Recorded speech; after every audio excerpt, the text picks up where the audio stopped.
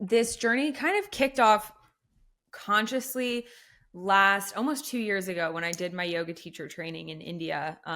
I was at an ashram for a month and was eating the food that they were providing to us, which was Oh, vegetarian. nice. And yeah, and so I had no control over the food that I was eating. It was just, this is what you're eating. And of course it was, I mean, it was amazing food, and it was cooked with the Ayurvedic principles. And but the dairy that they have, there's no raw regenerative dairy No. farm in India. Like, that's not where they're sourcing their paneer from. And I think that's when I really started to let go of, I mean, it was a whole evolution, that whole month of really assessing my relationship with food and what I believe to be true about what I'm eating. And I mean, weight is such an obsolete thing, but we weighed ourselves at the beginning, at the end of the program, just because they did a whole vitals check. They did blood pressure, Hmm. weight, and they did that at the Hmm. beginning and the end to see what would happen.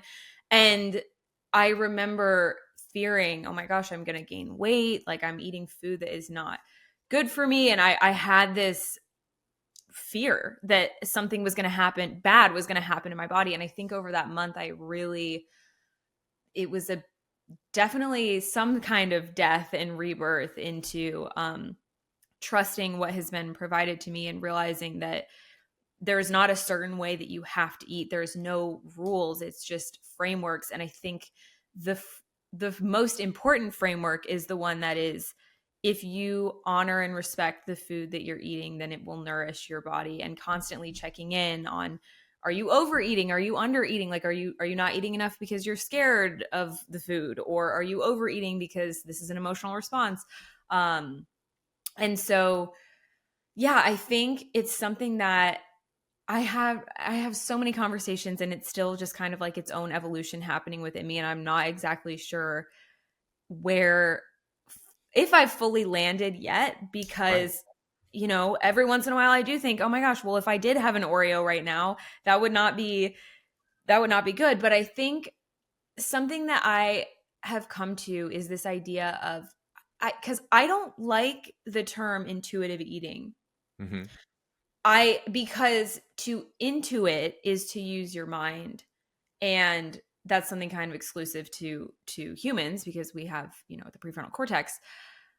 I prefer instinctive eating or Mm. innate eating, because intuitive, just by default, means that you're using your mind, and I think you should use your body more than your mind. Yeah. So yeah, so I started calling it, yeah, innate eating instead. Or yeah, because I just think it's something that you feel in your body, checking. It's a constant assessing your relationship with the food. Like, how is That's this right. making me feel? Yeah. Yeah. Well, I think, what you're really pointing at here in mindfulness in all aspects of it, like really thinking about, why am I choosing this? Why am I craving this? Why am I 6 bags of chips deep before I've even come online and been like, what am I eating Yes. away here? How am I trying to deal with stress in my life by finding it at the bottom of a sleeve of Oreos?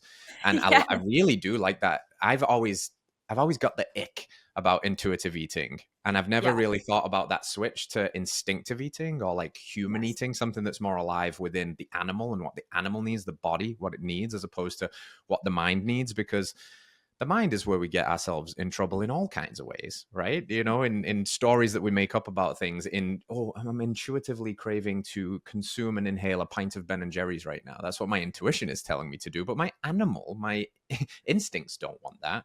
It's my mind that wants that. So that's a really cool distinction, actually. And I think, that's a relationship. You have to develop it, right? You have to develop, firstly, the awareness of like watching yourself and being like, how interesting that I repeat these patterns.